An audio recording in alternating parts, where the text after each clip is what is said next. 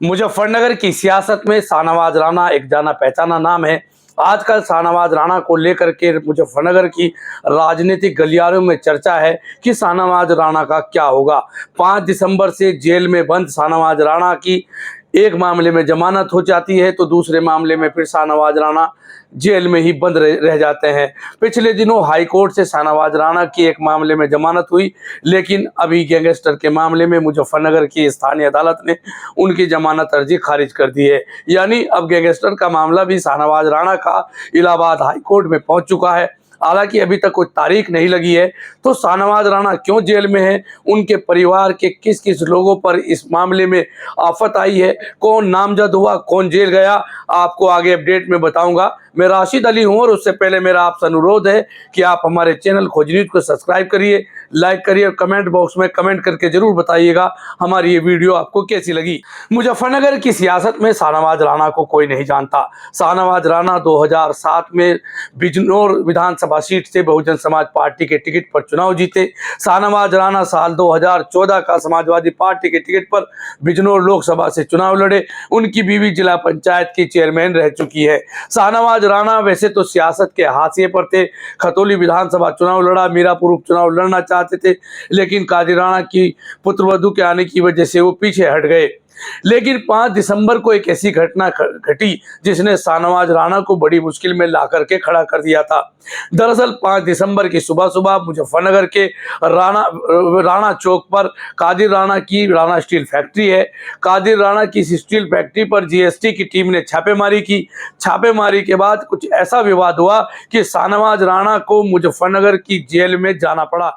यानी उनके खिलाफ जीएसटी के अधिकारियों के साथ बदसलूकी को लेकर सिविल लाइन थाने में एफआईआर दर्ज हुई। उनके साथ साथ उनके चचेरे भाई सद्दाम राणा को भी जेल जाना पड़ा।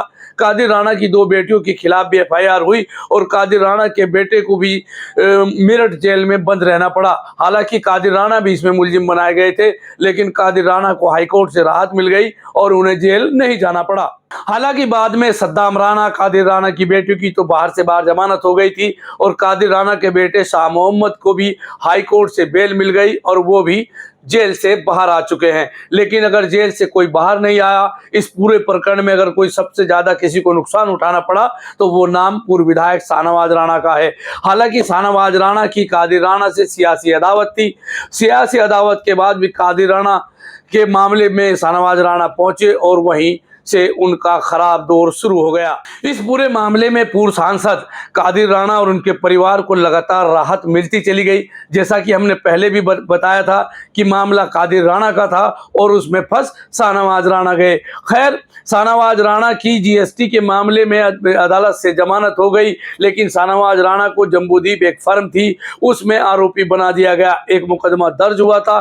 उस मुकदमे में शाहनवाज राणा को भी उनके बेटे और उनके स्टाफ के साथ साथ उन्हें भी मुलजिम बना दिया गया। यानी जीएसटी के मामले में जमानत हुई तो शाहनवाज राणा को जम्बूदीप के फर्जी फर्म के मामले में जेल में ही रहना पड़ा।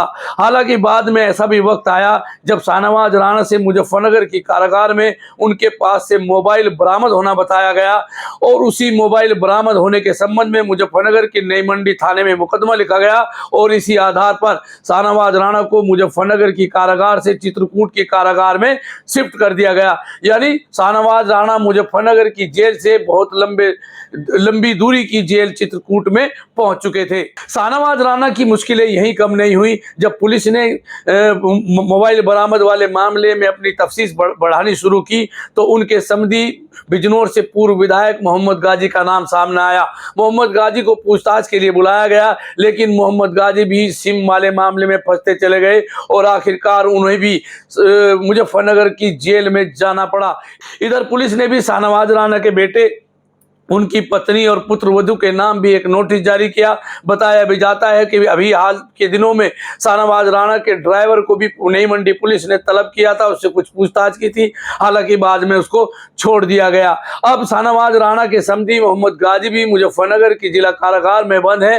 शाहनवाज राणा चित्रकूट जेल में बंद है। यानी इस पूरे प्रकरण में शाहनवाज राणा बुरी तरह से फंसते हुए दिखाई पड़ रहे हैं। क्यों? क्योंकि शाहनवाज राणा पे बीते दिनों भी पुलिस ने गैंगस्टर की कार्रवाई करती थी। गैंगस्टर का मुकदमा उनके खिलाफ दर्ज किया गया और मुजफ्फरनगर के खालापार थाना में शाहनवाज राणा की शीट भी खोल दी गई है। शाहनवाज राणा को लेकर मुजफ्फरनगर की जनता, मुजफ्फरनगर के लोग अपडेट जानना चाहते हैं। फिलहाल शाहनवाज राणा की अपडेट यह है कि शाहनवाज राणा को जम्बूदीप वाले मामले में हाई कोर्ट से जमानत मिल गई। तब यह माना जा रहा था कि शाहनवाज राणा बाहर आ जाएंगे, लेकिन इसके साथ ही ये खबर थी, क्योंकि वो गैंगस्टर के मामले में भी उनके खिलाफ मुकदमा दर्ज है, तो उनके वकीलों ने मुजफ्फरनगर की स्थानीय अदालत में गैंगस्टर एक्ट के तहत जो दर्ज मुकदमा है उसमें जमानत लेने की जमानत अर्जी दाखिल की, लेकिन शाहनवाज राणा की जमानत अर्जी मुजफ्फरनगर से खारिज कर दी गई है। अब इलाहाबाद हाई कोर्ट में शाहनवाज राणा के गैंगस्टर के मामले में सुनवाई होगी। हालांकि अभी तक कोई तारीख लगने की सूचना सामने नहीं आई है, तो इस पर सुनवाई कब होगी ये तो तब पता लगेगा जब कोई डेट फिक्स होगी। लेकिन क्या हाईकोर्ट से गैंगस्टर के मामले में शाहनवाज राणा को कोई राहत मिल पाएगी? शाहनवाज राणा के समर्थकों और सियासत के जानकार इसी उम्मीद में हैं कि शाहनवाज राणा का आखिर क्या होगा, शाहनवाज राणा कब चित्रकूट की जेल से बाहर आएंगे।